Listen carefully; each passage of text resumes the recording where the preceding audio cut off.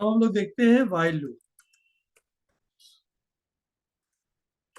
While loop में conditional part होता है, हम लोग कंडीशन को चेक कर रहे होते हैं।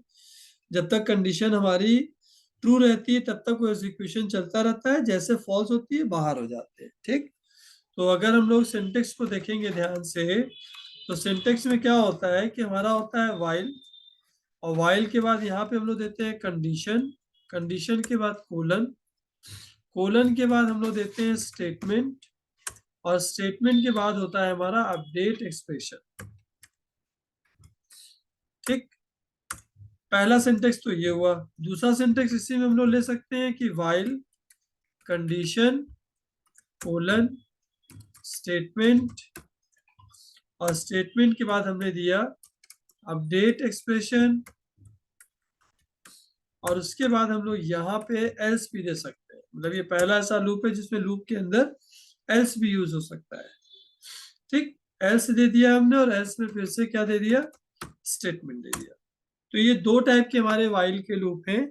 इन जनरल हम लोग ये यूज करते हैं, लेकिन अगर हमको कंडीशन फॉल्स होने के बाद कोई स्टेटमेंट प्रिंट कराना हो तो हम एल्स स्टेटमेंट का यूज करके इस स्टेटमेंट को प्रिंट करा सकते हैं।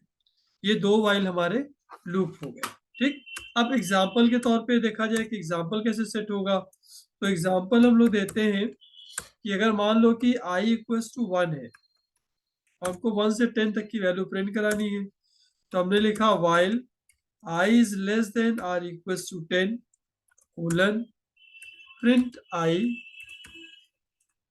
और यहाँ पे i equals to i plus 1। अब आप सेंटेंस को देखिएगा ध्यान से, तो आपको ये चीज दिखेगी कि देखिए यहाँ पे, अच्छा एक स्टेटमेंट छूट गया हम लोग का, यहाँ पे इनिशियलाइजेशन करना था, इनिशियलाइजेशन फिर वाइल कंडीशन। ऐसे यहाँ पे भी क्या करना था, इनिशियलाइजेशन और फिर वाइल कंडीशन। अब देखिए यहाँ पे जब हम इनिशियलाइजेशन को देख रहे हैं तो i इक्वल्स टू 1 हमारा इनिशियलाइज हो गया, i 1 से इनिशियलाइज हो गया। फिर हम कहाँ पे गए, वाइल कंडीशन। तो यहाँ पे हम लोग आए, वाइल में कंडीशन दी कि i is less than or equals to 10 होना चाहिए, मतलब i की वैल्यू 10 से नीचे ही होना चाहिए या बराबर होना चाहिए। अगर ये कंडीशन ट्रू हो रही है तो प्रिंट i कर दो, i की वैल्यू प्रिंट कराते जाओ, और i equals to i plus 1, मतलब अपडेट एक्सप्रेशन में i की वैल्यू का हम इंक्रीमेंट करते जाएंगे। अब इसको एक बार देखोगे तो देखो i की वैल्यू सबसे पहले 1, 1 is less than or equals to 10, condition true, तो यहाँ प्रिंट किया हमने 1। फिर i का इंक्रीमेंट हो गया, तो 1 प्लस 1 कितना हो गया, 2 हो गया। अब 2 यहाँ पे i की वैल्यू हो गई, तो 2 is less than or equals to 10, यहाँ पे 2 प्रिंट हुआ। फिर यहाँ कितना हो गया, 3 हो गया। इस तरीके से एक एक वैल्यू बढ़ती जाएगी, कब तक, जब तक कि वो 10 ना हो जाए। और ऐसे वो 1 से लेके 10 तक की वैल्यूज को प्रिंट कर देगा, जिसको हम लोग बोलते हैं extraction of digit, extraction of digit. ये बहुत इंपॉर्टेंट पार्ट है कि नंबर में से डिजिट को कैसे निकाला जाए। ठीक, नंबर में से डिजिट को कैसे निकाला जाए। तो यहाँ पे देखिए, अगर हम लोग ने कोई नंबर लिया num इक्वल्स टू इंट, और इस जगह पे लिखा input enter number, enter number, और यहाँ पे अब हम लोग वाइल का लूप चलाएंगे, while num is greater than 0। जब तक कि num की वैल्यू 0 से ऊपर रहेगी तब तक क्या करना है यहाँ पे कि d equals to num mod 10, ये हमारा डिजिट निकल रहा है। ये क्या निकल रहा है, डिजिट निकल रहा है। num mod 10 मतलब नंबर में से 10 को अगर मॉडुलस करेंगे तो लास्ट वाली डिजिट हमारी निकलती जाएगी। यहाँ पे हमने लिखा प्रिंट d, डिजिट प्रिंट कराई, और num equals to num floor division 10। यही फॉर्मूला है डिजिट को निकालने का, कि आप जब num की वैल्यू को इनपुट कराइए, जब num की वैल्यू इनपुट हो जाए तब चेक कीजिए कि num इज ग्रेटर देन 0 होना चाहिए। अगर वो ग्रेटर देन 0 है तो एक एक डिजिट को यहाँ से निकालना है और d में स्टोर करते जाना है, उसको प्रिंट कराना है, और num को 10 से डिवाइड करते हुए चले जाना है। एग्जाम्पल देखिए, ड्राई रन करा के चेक करते हैं एक बार। यहाँ पे हमने लिखा नम, और यहाँ पे लिखा हमने डी, और यहाँ पे लिखा आउट। अब देखिए नम की वैल्यू इस जगह पे हमने 123 इनपुट करा दी। 123 इनपुट हो गया। 123 जब इनपुट हुआ तो 123 is greater than 0, condition true हो गई। 123 मॉड 10 करेंगे तो डी में लास्ट वाली वैल्यू आएगी। जब 10 से डिवाइड करेंगे तो 123 की लास्ट वैल्यू कौन सी है? 3 है, वो निकल आएगी। ठीक, अब आउटपुट में क्या प्रिंट होगा? 3 प्रिंट होगा। फिर यहाँ पे दिख रहा है हमको num equal to num divided by 10, तो नम को 10 से डिवाइड करेंगे तो ये 12 आ जाएगा, इंटीजर वैल्यू आएगी। फिर जब 12 आ गया तो 12 इज ग्रेटर देन 0, लूप वापस जाएगा, 12 इज ग्रेटर देन 0 होगा, कंडीशन फिर ट्रू हो जाएगी। 12 मॉड 10 करेंगे तो डी की वैल्यू लास्ट वाली कौन सी है? 2 आ जाएगी। 12 में लास्ट डिजिट कौन सी है? 2 है, तो 2 आ जाएगी। फिर num equals to num divided by 10, तो 12 डिवाइडेड बाई 10 करेंगे तो कितना आ जाएगा? 1 आ जाएगा। फिर लूप लौटेगा, 1 is greater than 0, condition true. 1 mod 10 करेंगे, डी की वैल्यू कितनी आ जाएगी? 1 आ जाएगी। फिर फिर आउटपुट भी 1 आ जाएगा। फिर जब num equal to num divided by 10 करेंगे, 1 डिवाइडेड बाई 10 करेंगे तो ये वैल्यू 0 से नीचे चली जाएगी। ठीक है, तो ये हमारा पूरा प्रोग्राम डिजिट को एक्सट्रैक्ट करने का हुआ। अब हम लोग चाहें तो इसको एक बार रन करा के भी देख लेते हैं कि प्रोग्राम हमारा सही एग्जीक्यूट हो रहा है या नहीं हो रहा है। ठीक, तो इसको कमेंट कर दिया हमने, और ये वाली लाइन भी कमेंट कर दें, नहीं तो एरर आएगी। हम बस ये देखना चाहते हैं कि जो ड्राई रन हमने कराया है क्या वही आउटपुट आएगा या नहीं आएगा, तो उसको सेव करते हैं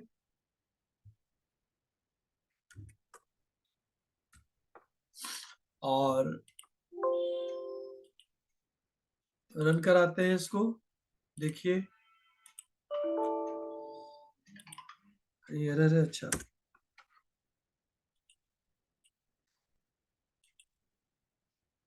देखिए नंबर पूछ रहा है, अगर हमने 123 दिया तो 321 आएगा। अगर हमने कोई स्क्रीन और पॉज नंबर हो। दे दिया, अगर हमने कोई और नंबर दे दिया, मान लो कि ज्यादा लंबा दे दिया, 23476, तो देखो 675432 हमारा रिजल्ट आ गया। तो मतलब अब थोड़ा तेजी से कुछ दो चार प्रोग्राम हम बना रहे हैं, उसको देखते चलो। नेक्स्ट हमारा है count number of digit. Count number of digit, जैसे हम लोग मोबाइल नंबर डालते हैं तो मोबाइल नंबर में क्या होता है कि 10 डिजिट होना चाहिए। तो अगर हम कोई नंबर एंटर करा रहे हैं तो वो चेक कर सके कि कितने नंबर ऑफ डिजिट हैं। ठीक, काउंट नंबर ऑफ डिजिट में। तो सेम प्रोग्राम हम लेके चलेंगे यहाँ पे। तो हम क्या कर रहे हैं कि इसको कॉपी कर लेते हैं यहाँ से। ये कॉपी कर लिया हमने और ये पेस्ट हो गया। हमको काउंट करना है, तो काउंट के लिए अब हम एक वेरिएबल और ले लें, सी इक्वल्स टू 0। अब जहां पे प्रिंट डी कर रखे हो, यहाँ पे तुम लोग करो सी इक्वल्स टू सी प्लस 1। इसका मतलब क्या हुआ कि जितनी बार ये नंबर डिवाइड होगा उतनी बार सी की वैल्यू क्या होती जाएगी? बढ़ती जाएगी। ठीक, जब सी की वैल्यू बढ़ जाएगी तब वो हमको बताएगा। लूप के बाहर अब हम लिख रहे हैं नंबर ऑफ डिजिट कॉमा सी। ठीक, अब क्या होगा कि जितनी बार ये नंबर डिवाइड होगा, अगर हम 123 इनपुट कराएंगे तो 3 ही बार तो नंबर डिवाइड होगा। ठीक, अगर 1 2 3 4 कराएंगे तो 4 बार डिवाइड हो जाएगा। 1 2 3 4 5 कराएंगे तो 5 बार डिवाइड होगा। ठीक, तो जितनी बार ये नंबर डिवाइड होता जाएगा उतनी बार सी की वैल्यू क्या होती जाएगी? बढ़ती जाएगी। तो सी की वैल्यू जब बढ़ती जाएगी और फाइनली लूप खत्म होने के बाद, इसके बाद होने के बाद हम अगर सी को प्रिंट कराएंगे तो हमारा 5 रिजल्ट निकल के चला आएगा। आइए चलिए इसको देखते हैं कि चल रहा है कि नहीं चल रहा है। इसको रन करा रहे हैं।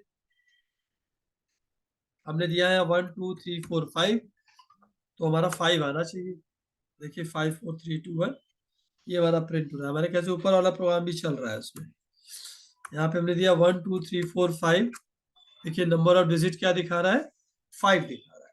तो हमारा आउटपुट सही आ रहा है कि जो नंबर ऑफ डिजिट्स है वो क्या है, 5 है। ये वाला प्रोग्राम भी एग्जीक्यूट हो गया था, इसको भी हम लोग क्या करें, कमेंट में कर देते हैं, इसको भी कमेंट में कर देते हैं। तो यहां तक, हाँ ठीक है। अब हमारा सिर्फ ये प्रोग्राम चलेगा, तो जितनी बार नंबर चल रहा है उतनी बार ये डिवाइड होगा, जितनी बार डिवाइड होगा उतनी बार सी की वैल्यू क्या होती जाएगी, बढ़ती जाएगी। अब इसका अगर ड्राई रन आप चेक करना चाहें तो एक बार चेक कर लीजिए कि जो आउटपुट आ रहा है वो सही आ रहा है कि नहीं आ रहा है। तो हम लोगों ने यहाँ पे नम लिया और इस जगह पे डी लिया और इस जगह पे सी ले लिया। नम की वैल्यू हमने दे दी 123।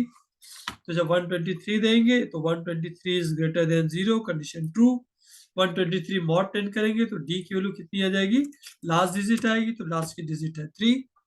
सी इक्वल टू सी प्लस 1, तो सी की वैल्यू है 0, 0 प्लस 1 कितना हो गया, 1 हो गया। अब देखिए जैसे पहली डिजिट डिवाइड हुई सी की वैल्यू 1 हो गई। अब 123 डिवाइडेड बाई 10, तो यहाँ पे क्या आ जाएगा, 12 आ जाएगा। 12 is greater than 0, condition true है। 12 मॉड 10 करेंगे तो डी की वैल्यू कितनी आ जाएगी, 2 आ जाएगी।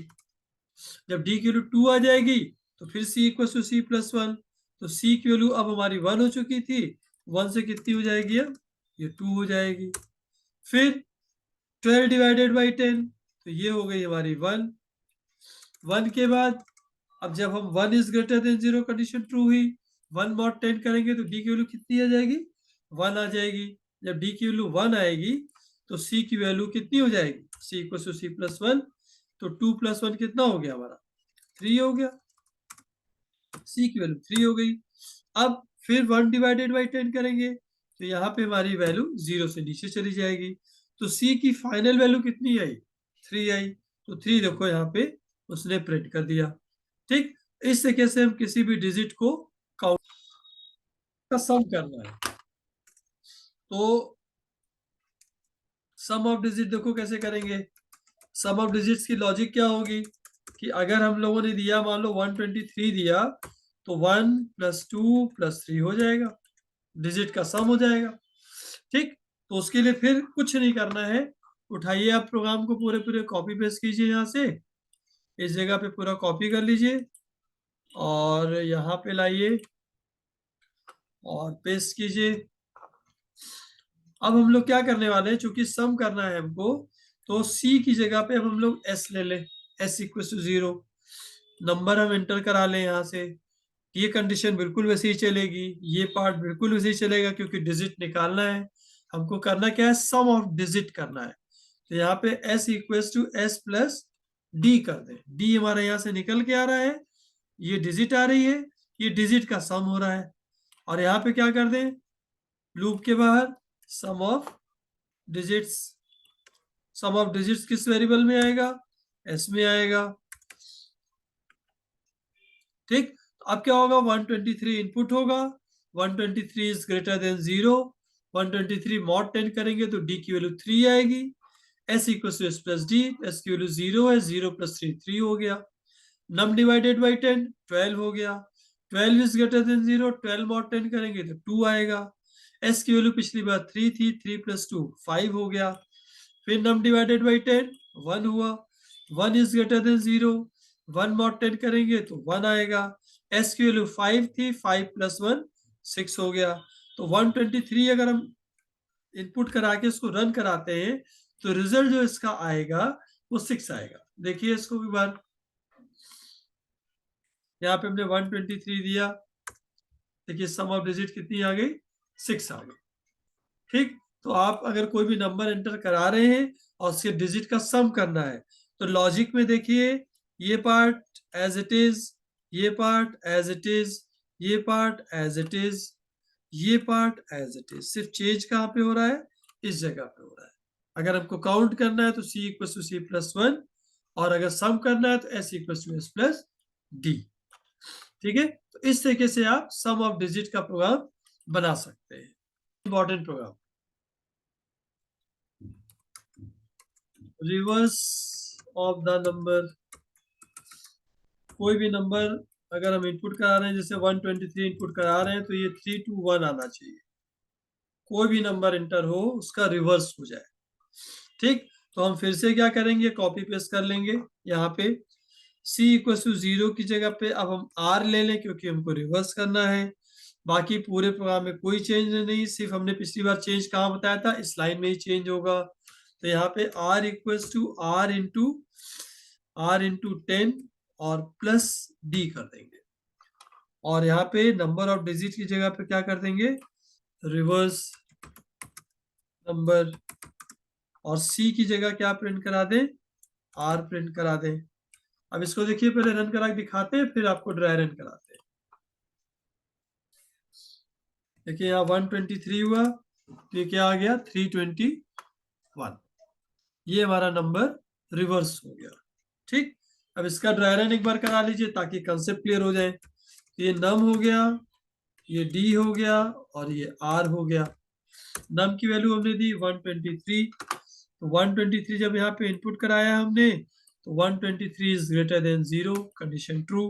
123 मॉड 10 करेंगे तो डी की वैल्यू लास्ट डिजिट हमारी क्या है 3। अब r equal to r into 10, r की वैल्यू कितनी है 0, तो 0 इंटू 10 हो गया 0 प्लस d हो गया 3, तो r की वैल्यू कितनी हो गई 3 हो गई, r की वैल्यू 3 हो गई। अब 123 डिवाइडेड बाई 10, तो यहाँ पे कितना हो गया 12 हो गया। 12 इज ग्रेटर देन 0, 12 मॉड 10 करेंगे तो d की वैल्यू कितनी आ जाएगी 2 आ जाएगी। अब r equal to r into 10, r की वैल्यू 3 थी, 3 इंटू 10 30 प्लस d की वैल्यू 2, कितना हो गया 32। अब फिर से 12 डिवाइडेड बाई 10, तो यहाँ कितना हो गया 1, 1 इज ग्रेटर देन 0, 1 मॉड 10 करेंगे तो d की वैल्यू आ जाएगी 1, d की वैल्यू आ गई 1। और फिर r equal to r into 10 plus d, r की वैल्यू 32 थी, 32 इंटू 10 320 प्लस d की वैल्यू 1, तो कितना हो गया 321। देखो ये रिवर्स हो गया। ठीक, अब ये लूप हमारा खत्म हो गया। जब लूप खत्म हो गया तो अब हम लोग क्या करेंगे, r को प्रिंट करा देंगे। तो यहाँ पे r की वैल्यू हमारी कितनी निकल के आ गई 321 आ गई। नेक्स्ट नेक्स्ट इंपॉर्टेंट प्रोग्राम हमारा है पैलिंड्रोम नंबर। पैलिंड्रोम नंबर, तो पैलिंड्रोम नंबर के लिए हम लोग इसको फिर से क्या कर दें,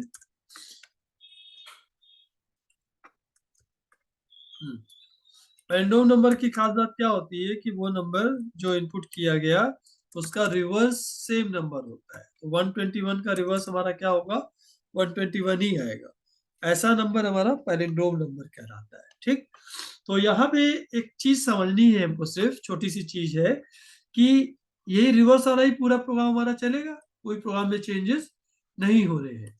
सिर्फ हमको लॉजिक क्या लगानी है कि जो नंबर इनपुट किया गया और जो रिवर्स नंबर आया दोनों बराबर होने चाहिए। अगर दोनों बराबर हैं तो पैलिंड्रोम नंबर है।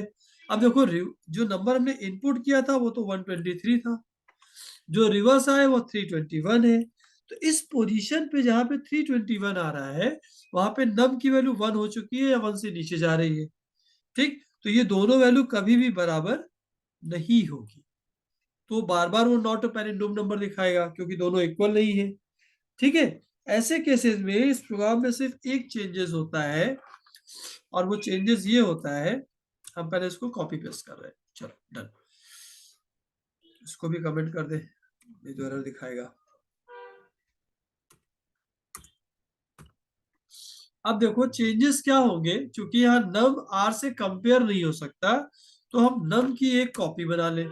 तो हमने यहाँ पे लिख लिया n इक्वल्स टू नम, मतलब नम की जो भी वैल्यू इनपुट हुई, वैसे 121 अगर इनपुट हुई तो 121 n में जाके स्टोर हो जाएगी। तो हमारे पास एक कॉपी पड़ी हुई है। ठीक, अब इस जगह पे इसको हम हटा देते हैं और यहाँ पे कंडीशन लगाते हैं कि if n equals to r, क्योंकि देखो नम 0 से नीचे जा चुका है, तो अगर n की वैल्यू r के इक्वल हो रही है तो प्रिंट करा दो पैलिंड्रोम नंबर।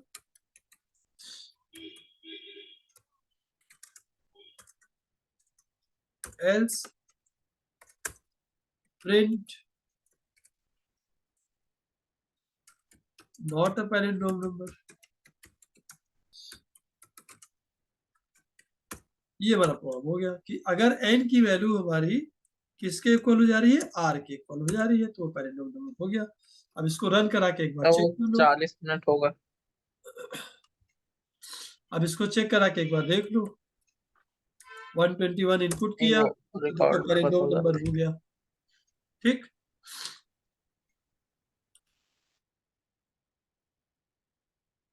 रीजॉइन कर ले सर।